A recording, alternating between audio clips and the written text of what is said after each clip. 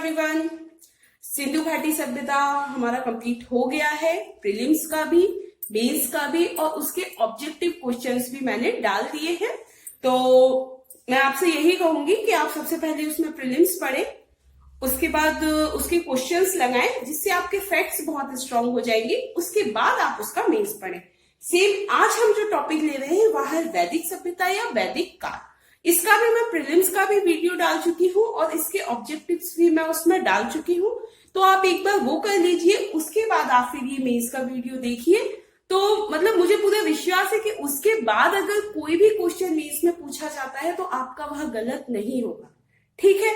क्योंकि जो हमारा मेन फोकस रहेगा वो उन्हीं बिंदुओं पर रहेगा जिनके आधार पर मेंस में प्रश्न पूछे जाते हैं, ठीक है? तो सबसे पहले तो बात की जाए कि हम वैदिक सभ्यता को किन किन पॉइंट्स पर हम स्टडी करेंगे, हमारी इसमें स्ट्रेटेजी क्या रहेगी कि हम किस तरीके से इसको कंप्लीट करेंगे। सबसे पहले तो हम इसमें इंट्रोडक्शन देखेंगे। उसके बाद जैसा कि सिलेबस में दिया गया है, सामाजिक, आर्थिक, राजनीतिक और सांस्कृतिक, तो उसके बाद फिर हम इन बिंदुओं पर चर्चा करेंगे। अब बात करते हैं कि मुख्य परीक्षा में इस टॉपिक में से क्वेश्चन किस तरीके के आज तक पूछे गए हैं या फिर किस तरीके के प्रश्न पूछे जाने की संभावना रहती है। देखिए, जब भी कोई भी सभ्यता रहती है, एक तो उनमें तुलनात्मकता पूछी जाती है, जैसे कि जो पहले सभ्यता रही हो और जो बाद में आई हो।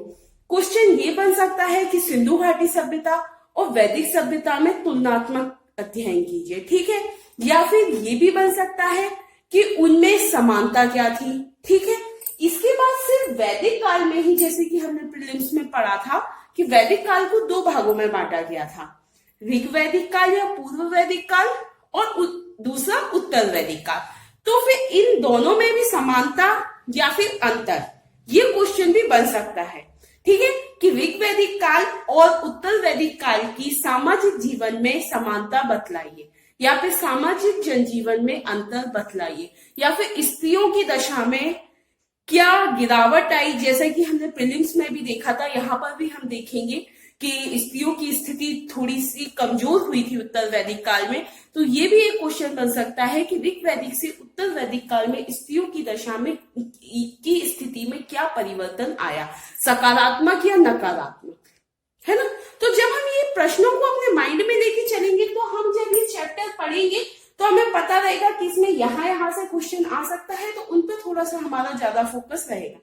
इसके बाद बात की जाए, एक क्वेश्चन 2017 में आया कि उत्तर वैदिक काल के सामाजिक जनजीवन पर प्रकाश डालिए, ठीक है? तो ऐसे भी आ सकता है कि अलग अलग पूछा जाए आपसे, 5 नंबर में भी आ सकता है, ये 11 में भी आ सकता है। बात की जाए 3 नंबर के प्रश्नों की, तो 3 नंबर में भी आ सकता है और आए भी है, जैसे कि ऋग वैदिक काल या फिर ऋग्वेद। ऋग्वेद एक बार पूछा भी गया है, तो ऋग्वेद में हमको ऋग्वेद के बारे में ही जानकारी देनी है। मैं कोशिश ये करूंगी कि जैसे ही हमारा ये मेंस का हो जाए तो मैं आपको 3 नंबर के आंसर्स भी मतलब रिटर्न में प्रोवाइड करवा दूं, जिससे कि आपको उनको इजी रहे उनको पढ़ने में और याद करने में। क्योंकि यहाँ पे थोड़ा सा पॉसिबल नहीं हो पाता कि बोर्ड पे मैं 3 नंबर के भी पूरे आपको समझाऊं और लिखवाऊं, ठीक है? तो ये तो हो गई इसमें प्रश्न कैसे आएंगे। अब हम बात करते हैं वैदिक काल की, ठीक है?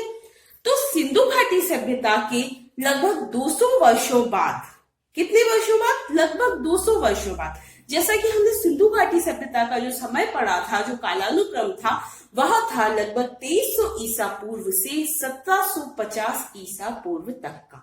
कब तक था? 2300 ईसा पूर्व से 1750 ईसा पूर्व तक।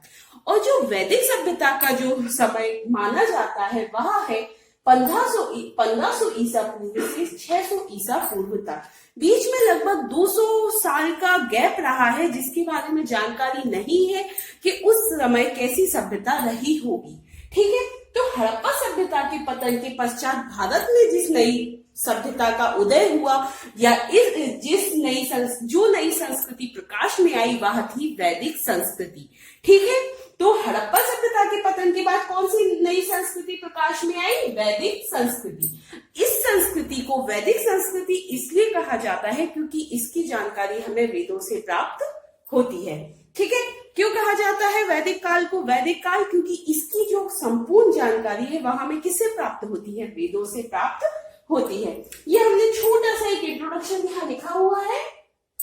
ये इसलिए लिखा गया है कि कभी भी आपको कोई भी क्वेश्चन 11 नंबर में आए या 5 नंबर में भी आए तो छोटी सी जानकारी आपको वैदिक काल की उसमें देनी रहेगी।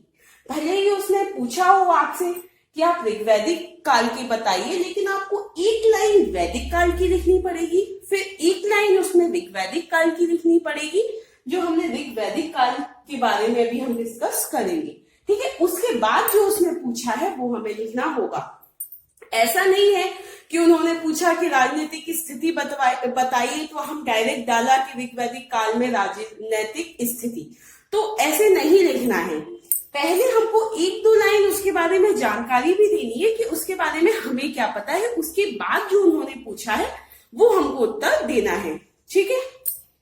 तो इंट्रोडक्शन में हम क्या लिख सकते हैं? हड़प्पा सभ्यता के पतन, ये 11 नंबर के लिए थोड़ा सा बड़ा हो जाएगा, 5 नंबर के लिए ये थोड़ा सा छोटा हो जाएगा। 5 नंबर के लिए 1 या 1.5 लाइन का इंट्रोडक्शन बहुत है, और अगर 11 नंबर का है तो उसमें आप 3-4 लाइन का इंट्रोडक्शन दे सकते हो। ठीक है। तो हड़प्पा सभ्यता के पतन के पश्चात भारत में जो नवीन संस्कृति प्रकाश में आई उसके विषय में संपूर्ण जानकारी वेदों से प्राप्त होती है, इसलिए इसका नामकरण वैदिक काल के नाम से किया गया है। अब वैदिक काल में जैसा कि हमको पता है कि जो वैदिक काल के जो प्रमुख जो मनुष्य थे वे आर्य थे। ठीक है। उस समय के जो मनुष्य थे उनको आर्य कहा गया है, क्योंकि उनका जो वर्णन है वेदों में वह आर्य के नाम से ही है। ठीक है। अब आर्य जो है वह एक संस्कृत भाषा का शब्द है। जैसा कि हमको पता है कि जो ऋग्वैदिक काल की जो भाषा थी वह संस्कृत थी, क्योंकि जो भी वेदों की जो रचना हुई है वह संस्कृत में ही हुई है।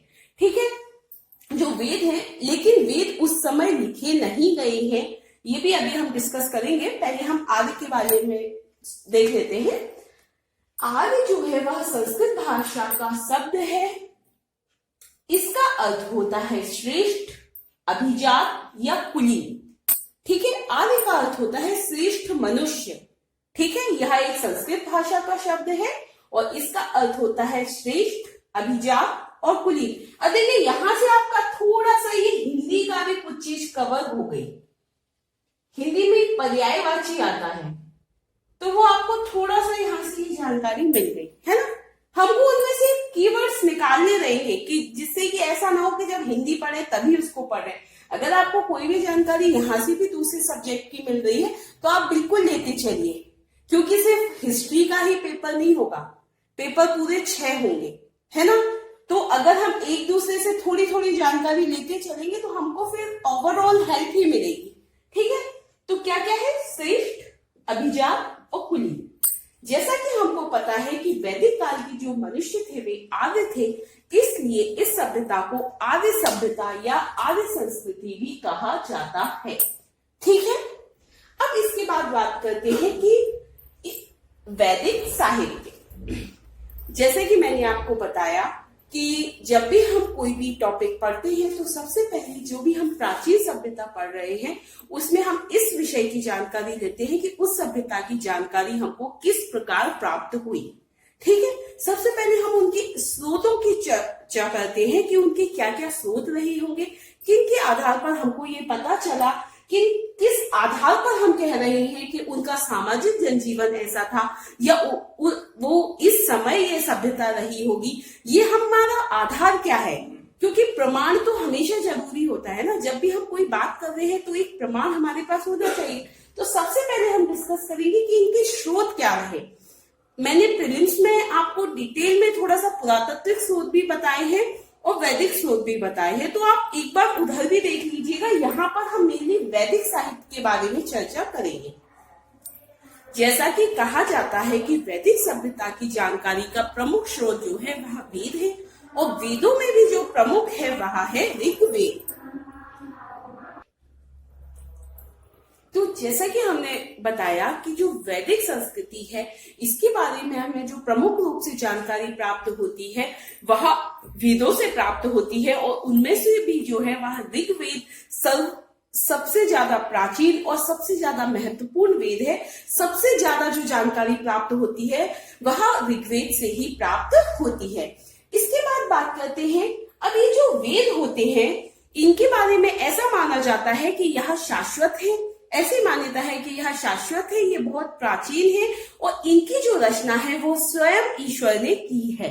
ठीक है, इनकी रचना स्वयं ईश्वर ने की है और ये वेद जो है यह प्रारंभ में श्रुति कहलाते थे। ठीक है, श्रुति अर्थात श्रवण के द्वारा एक पीढ़ी से दूसरी पीढ़ी में इनका स्थानांतरण होता था। इनकी जो रचना कृति होते थे, ठीक है, इनका जो स्थानांतरण होता था वह एक पीढ़ी से दूसरी पीढ़ी में श्रवण के द्वारा ही होता था। लोग इन्हें कंठस्थ कर लेते थे, जो पुरोहित वगैरह थे फिर वो अपने शिष्यों को इसको सिखाते थे। इस तरह यह एक पीढ़ी से दूसरी पीढ़ी में चलते गए। इनको लिपिबद्ध बाद में किया गया है। ठीक है, वेद जो है वह संस्कृत में है। इसके बाद बात करते हैं, जैसे कि हमने थोड़ा सा एक छोटी छोटी जानकारी वेद के बारे में ले ली, लेकिन जब ये क्वेश्चन आएगा कि वैदिक काल की जानकारी के प्रमुख स्रोतों को विस्तार में समझाइए, तो उसमें हमको ये सब चीजें लिखनी पड़ेगी। ये एक तरीके से ये आपका एक क्वेश्चन है जिसके बारे में मैंने जो भी छोटे छोटे से परिभाषाएं यहाँ लिख दी है कि अगर ये 3 नंबर में भी आपको आता है तो आप उसके बारे में लिख सके। ठीक है, तो सबसे पहले तो बात लिखेंगे हम वैदिक साहित्य। अब वैदिक साहित्य जो है वह विद से मिलकर बना है। वैदिक जो है वह एक विद शब्द से मिलकर बना है। विद का अर्थ होता है ज्ञान होना। क्या होता है विद का अर्थ? ज्ञान होना। ठीक है, 4 प्रमुख वेद हैं, ऋग्वेद, यजुर्वेद, सामवेद और अथर्ववेद। कौन कौन से वेद हैं? ऋग्वेद, यजुर्वेद, सामवेद, अथर्ववेद। इनमें से जो ऋग्वेद है वो सबसे ज्यादा प्राचीन वेद है। ठीक है, इसके बाद ऋग्वेद, यजुर्वेद और सामवेद को सम्मिलित रूप से वेद त्रयी कहा जाता है या त्रिवेद कहा जाता है। इनकी रचना बहुत पहले ही हो गई थी और जो सबसे आखिरी में जिस वेद की रचना हुई वह है अथर्ववेद। मतलब हम ये भी कह सकते हैं कि अथर्ववेद जो है वह एक तरीके से एक नया वेद है इनकी तुलना में। ठीक है, तो जो है ऋग्वेद, यजुर्वेद और सामवेद जो है इनकी रचना पहले हो गई थी और इनको सम्मिलित रूप से वेद त्रयी कहा जाता है। ठीक है, इनको हमने डिटेल में पढ़ लिया है प्रीलिम्स में। यहाँ पर मैंने बस छोटी छोटी सी ही इंफॉर्मेशन लिखी है कि मेन इनमें क्या है। बाकी डिटेल में किस वेद में कौन से शब्द का कितनी बार प्रयोग हुआ है, कितनी नदियों का प्रयोग हुआ है, ये सब हम प्रीलिम्स में बहुत अच्छे से पढ़ चुके हैं, तो आप वहां से उसको पढ़ सकते हैं। ठीक है, ऋग्वेद में 10 मंडल और 1028 मंत्र हैं। कितने हैं? 10 मंडल हैं और 1028 मंत्र हैं। गायत्री मंत्र जो कि प्रमुख मंत्र माना जाता है आज के दौर में, उसका उल्लेख ऋग्वेद में है। ठीक है, तो ऋग्वेद में क्या है? 10 मंडल, 1028 मंत्र और गायत्री मंत्र। इसके बाद बात करते हैं सामवेद। सामवेद में जो है अधिकतर जो श्लोक है वह ऋग्वेद से लिए गए हैं। सिर्फ 75 श्लोक जो है वह सामवेद में नए जोड़े गए हैं और सामवेद को संगीत का जनक भी कहते हैं, क्योंकि सामवेद से ही 7 स्वरों की जानकारी प्राप्त होती है। ठीक है, इसके बाद बात करते हैं यजुर्वेद में। यजुर्वेद में जो है पूजा पाठ की पद्धति या यज्ञ की रीतियां, बलि आदि का उल्लेख किया गया है। ठीक है, तो ये पूजा पाठ आदि में यह महत्वपूर्ण हो जाता है। इसके बाद आता है अथर्ववेद। अथर्ववेद जो है उसमें जादू, टोना, टोटका आदि का वर्णन है। ठीक है, तो ये हो गए चारों वेद। अब इसके बाद और किन किन से हमको वैदिक काल की जानकारी प्राप्त होती है, उसमें फिर आती है बात संहिता। ठीक है, ये जो संहिता है ये मंत्रों वाला खंड है, इसमें मंत्र है। ठीक है, चारों वेदों की अलग अलग संहिताएं होती हैं। जब आपने प्रीलिम्स का पढ़ा होगा तो हमने चारों वेदों में चारों के अलग अलग ब्राह्मण पढ़े थे, चारों के अलग अलग आरण्यक देखे थे हमने, किस वेद का क्या उपनिषद है ये देखा था। तो यहाँ पर हम उन्हीं सब की जो है परिभाषा पढ़ेंगे कि आरण्यक क्या होता है, उपनिषद क्या होता है, ब्राह्मण क्या होता है। अगर ये आपका 3 नंबर में आता है तो जिससे कि आप उसको बहुत अच्छे से लिख सके। ठीक है, तो संहिता क्या है? मंत्र वाला खंड है, काव्य रूप में इनकी रचना की जाती है और इसमें देवी देवताओं की स्तुति की गई है। ठीक है, तो संहिता में क्या किया गया है? देवी देवताओं की स्तुति की गई है और यह एक मंत्र वाला खंड है। फिर इसके बाद एक और चीज जो इसमें इंपॉर्टेंट है वह है चारों वेदों की अलग अलग संहिताएं होती हैं। ठीक है, चारों वेदों की अलग अलग संहिताएं होती हैं। ठीक है, अब दूसरी चीज जो आती है वह है ब्राह्मण। ब्राह्मण जो है वह है वेदों पर लिखी गई टिप्पणियां। हर वेद पर टिप्पणियां लिखी गई हैं। जैसे कि आप आजकल भी अगर किसी ग्रंथ आपने पढ़ा हो, रामायण महाभारत वगैरह भी जो भी है, तो उन पर भी टिप्पणियां लिखी गई हैं। तो इसी तरीके से वेदों पर भी टिप्पणियां लिखी गई हैं। इनको ब्राह्मण कहते हैं, ब्राह्मण ग्रंथ कहते हैं एक तरीके से। ये वेदों के मंत्रों को समझने में सहायक होती है। ये जो है वेदों के जो मंत्र हैं वो बहुत कठिन है और उनको थोड़ा सा इजी रूप में करने के लिए एक तरीके से उन पर कुछ डिस्क्रिप्शन वे में लिखा गया है, इसलिए ये जो है वह वेदों के मंत्रों को समझाने में सहायक होती है। और इनसे ब्राह्मण जो ग्रंथ है इनसे उस समय के सामाजिक एवं राजनीतिक जीवन की जानकारी मिलती है कि उस समय सामाजिक और राजनीतिक जीवन कैसा रहा होगा। इसके बाद बात करते हैं आरण्यक। आरण्यक एक संस्कृत का शब्द है। अगर आपको थोड़ी बहुत भी संस्कृत की नॉलेज होगी तो आपको पता होगा कि अरण्य मतलब होता है वन, है ना। अरण्य का जो अर्थ है वह वन होता है और आरण्यक जो है वह ऋषियों द्वारा वन में की गई रचना को कहते हैं। अरण्य मतलब वन है, तो ऋषि मुनि जब वन में तपस्या आदि करते थे उस दौरान जो भी रचना करते थे वन में, उन रचनाओं को आरण्यक कहते हैं। ठीक है, तो आरण्यक क्या है? ऋषियों द्वारा वन में की गई रचना। इसके बाद ये ब्राह्मण के ही अंग है, मतलब ये अलग से नहीं है, ये जो ब्राह्मण है ये इन्हीं के अंग है। इसमें ब्राह्मण के ही अंग है, बस इनमें क्या है कि ये जो रचना है वह वन में की गई है। ठीक है, इसमें जीवन के रहस्य और दर्शन के बारे में जानकारी मिलती है। ठीक है, तो इसमें किस विषय की जानकारी मिल रही है? आरण्यक में जीवन के रहस्यों और दर्शन के बारे में जानकारी मिलती है। ठीक है, इसके बाद बात करते हैं उपनिषद। उपनिषद जो है, उपनिषद की रचना आरण्यक, संहिता एवं ब्राह्मण के बाद हुई है। पहले आरण्यक और संहिता और ब्राह्मणों की रचना हुई, उसके बाद उपनिषदों की रचना हुई। ठीक है, इसलिए इन्हें वेदांत भी कहते हैं। ध्यान रखिए, ये वेदांत है, वेदांत नहीं है। ठीक है, वेदांत हम आगे डिस्कस करेंगे। ठीक है, वेदांत मतलब वेदों के अंत में, अंत है ना, संधि विच्छेद आपको पढ़ना पड़ेगा हिंदी में।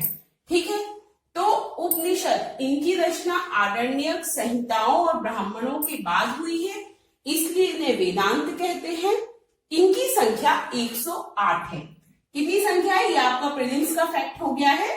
इनकी संख्या 108 है और उनमें से 11 प्रसिद्ध है। थोड़ा सा देख लेते हैं कौन कौन से हैं। ईश, केन, कट, प्रश्न, मुंडक। मतलब आप पूरे भी ना याद रखिए, जैसे कि अगर मान लीजिए आपको 3 नंबर में आया तो आप ये लिख सकते हैं कि इनकी रचना जो है ये आरण्यक, संहिता, ब्राह्मणों के बाद हुई है, इसलिए इन्हें वेदांत कहते हैं। इनकी कुल संख्या 108 है। उनमें से प्रमुख 11 है, जैसे कि ये आप 3-4 भी लिख के आदि लगा देंगे तो उससे आपका काम चल जाएगा। ठीक है, ईश, के, कट, प्रश्न, मुंडक, मांडुक्य, तैत्तिरीय, ऐतरेय, छांदोग्य, बृहदारण्यक और श्वेताश्कार। ठीक है, तो ये 11 प्रसिद्ध है। थोड़ा सा बस देख लीजिए, है ना। इसके बाद बात करते हैं सूत्र की। जैसे कि हमने बात की कि प्राचीन समय में लेखन सामग्री आदि के अभाव के कारण जितने भी श्लोक आदि थे उनको कंठस्थ करना पड़ता था, इसलिए वो आसानी से याद हो जाए, इसलिए इनकी कुछ की रचना जो है वह सूत्र के रूप में की गई थी, जिससे कि वह कंठस्थ आसानी से हो जाए। सूत्रों की जो संख्या है वह 4 है। 4 प्रकार के सूत्र बतलाए गए हैं। इनमें है श्रौत सूत्र, धर्म सूत्र, शुल्ब सूत्र और ग्रह सूत्र। ठीक है, अब 100 सूत्र जो है उसमें किसके बारे में वर्णन है?